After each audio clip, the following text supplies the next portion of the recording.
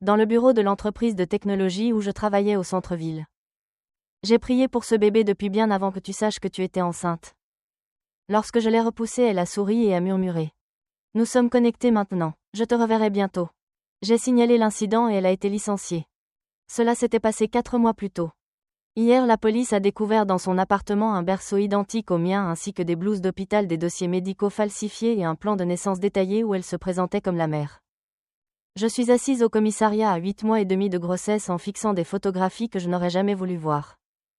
La détective en face de moi, une femme nommée détective Leclerc, garde une voix douce. Mais rien dans cette situation n'est doux.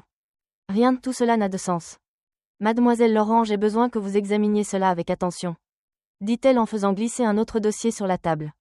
Nous devons comprendre l'ampleur complète de ce à quoi nous avons affaire. J'ouvre le dossier avec des mains tremblantes.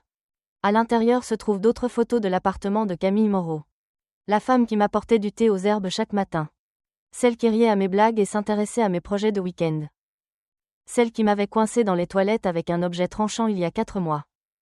Mais ces photos sont bien pires que le berceau. Il y a des centaines de clichés imprimés de moi. Moi entrant au travail. Moi au supermarché.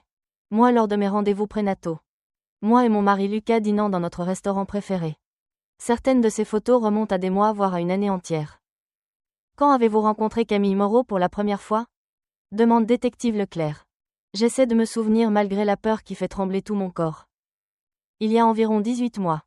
Elle avait été engagée comme assistante administrative dans notre service marketing. Et votre relation avec elle ? Nous étions cordiales, pas exactement amies mais des collègues amicales. Nous discutions près de la machine à café. Elle semblait gentille, discrète, un peu maladroite parfois mais gentille. Détective Leclerc hoche la tête en notant quelque chose. Quand les choses ont-elles changé ? Je pose la main sur mon ventre. Ma fille donne un coup de pied et je sens les larmes brûler mes yeux. J'avais annoncé ma grossesse au travail au 2e mois fin mars. J'étais excitée. Lucas et moi essayions depuis 2 ans. Nous avions presque abandonné. L'expression de la détective s'adoucit légèrement. Et la réaction de Camille ? Elle avait été la première à me féliciter. Elle m'avait apporté des fleurs le lendemain. Des roses roses car elle avait le pressentiment que j'attendais une fille. Je n'avais pas encore appris le sexe du bébé. Nous l'avons su 1 mois plus tard.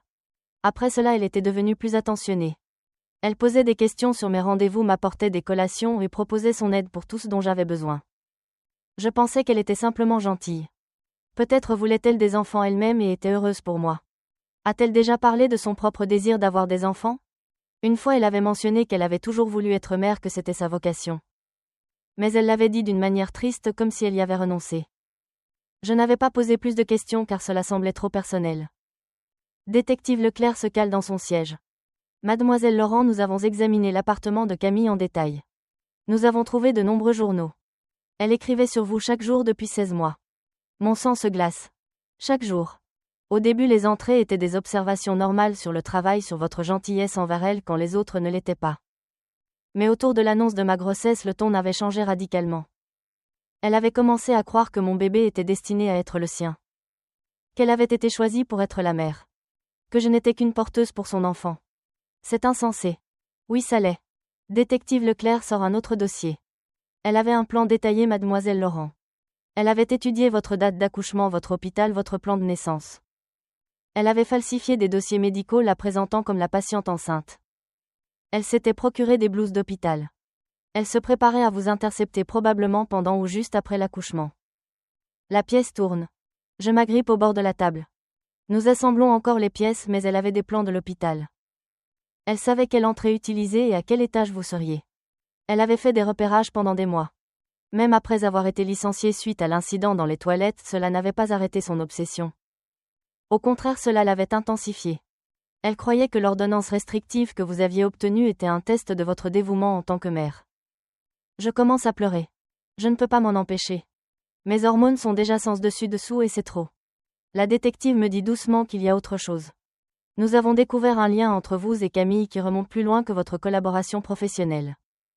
Avez-vous grandi à Portland dans l'Oregon ? Oui, jusqu'à mes 12 ans, puis nous avons déménagé à Seattle. Avez-vous déjà fait du bénévolat dans un centre communautaire sur Hawthorne Boulevard autour de 2008 ? Ma mère m'avait obligée à faire du bénévolat pendant un été. J'aidais dans un programme pour enfants avec des activités artistiques. Pourquoi ? Détective Leclerc fait glisser une vieille photo sur la table. C'est une photo de groupe d'enfants et de jeunes bénévoles. Je me reconnais immédiatement à 15 ans avec un sourire maladroit et une coupe de cheveux affreuse. C'est moi. Mais je ne comprends pas. La détective désigne une petite fille au premier rang, peut-être 7 ou 8 ans, aux cheveux sombres et à l'expression sérieuse. C'est Camille. Ma bouche s'ouvre grande.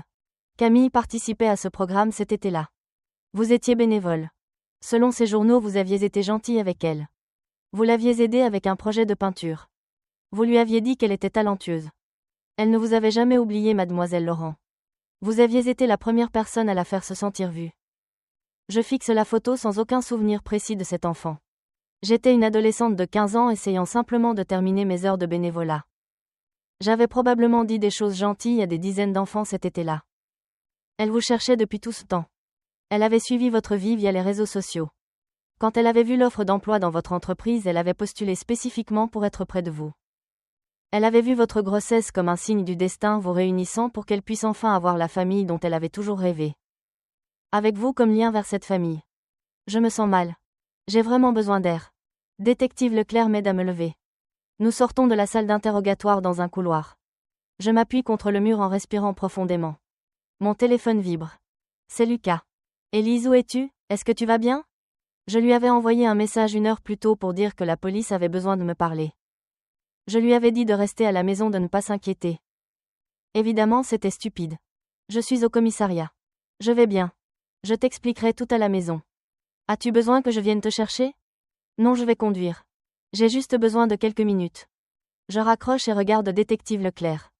Qu'est-ce qui se passe maintenant? Nous avons émis un mandat d'arrêt pour Camille. Elle n'est pas à son appartement. Nous vérifions les connaissances connues et les lieux. Nous la trouverons, mademoiselle Laurent. Mais si vous ne la trouvez pas avant mon accouchement? Je suis due dans 3 semaines.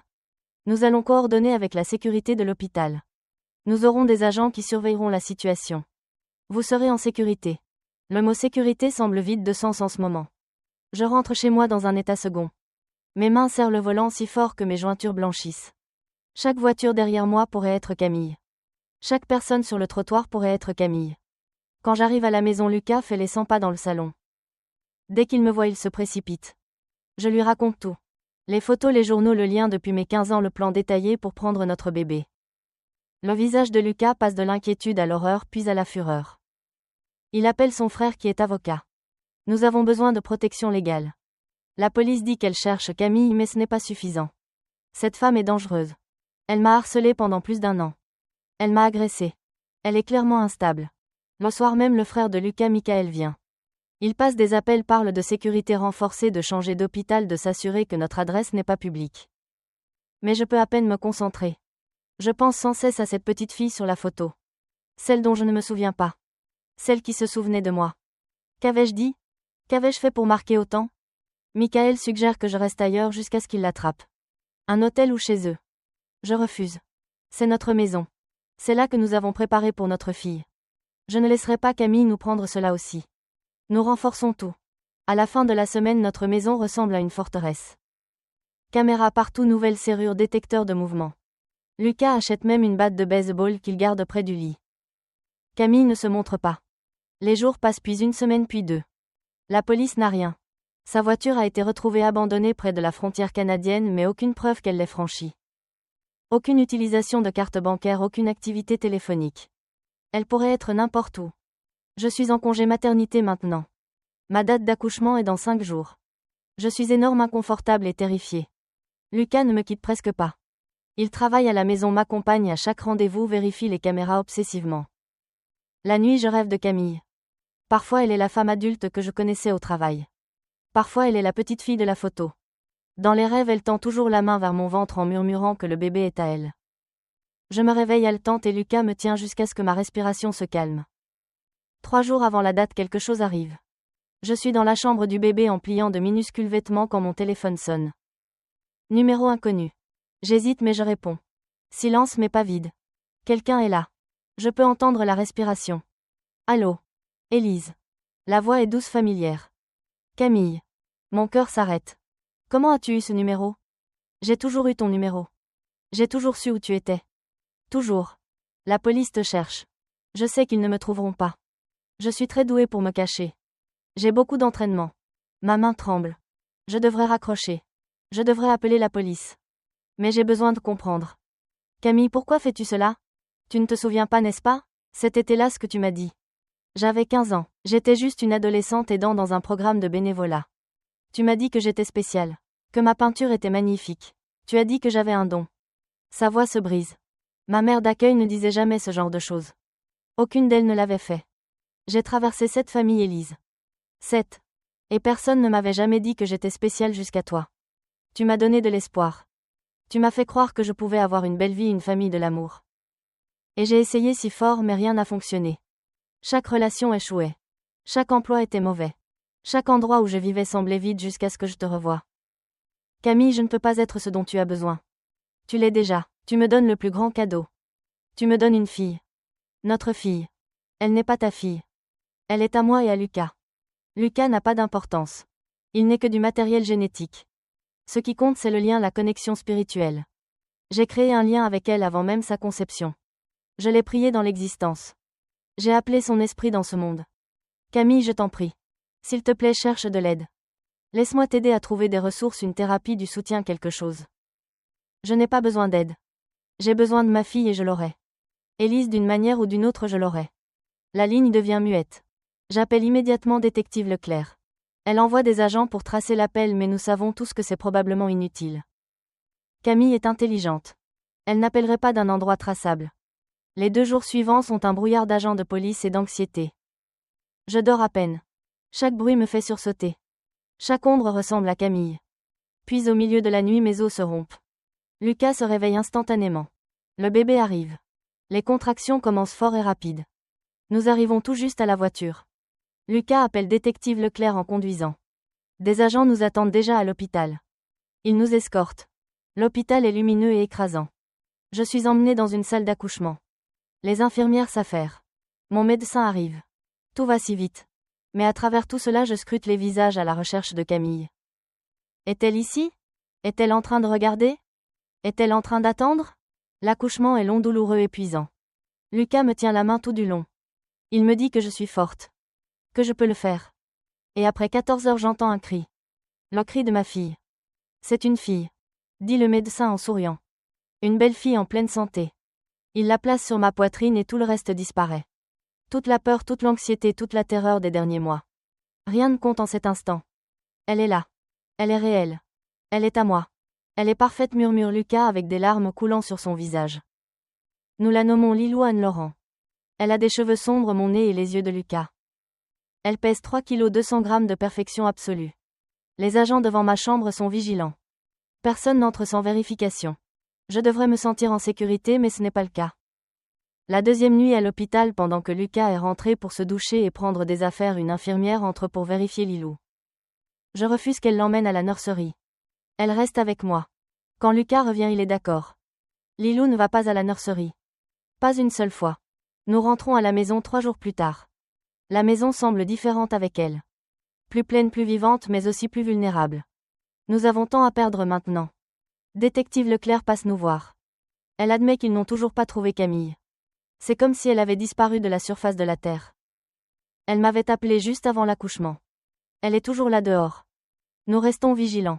Les semaines passent et Camille ne commet pas d'erreur. La vie s'installe dans une nouvelle normalité.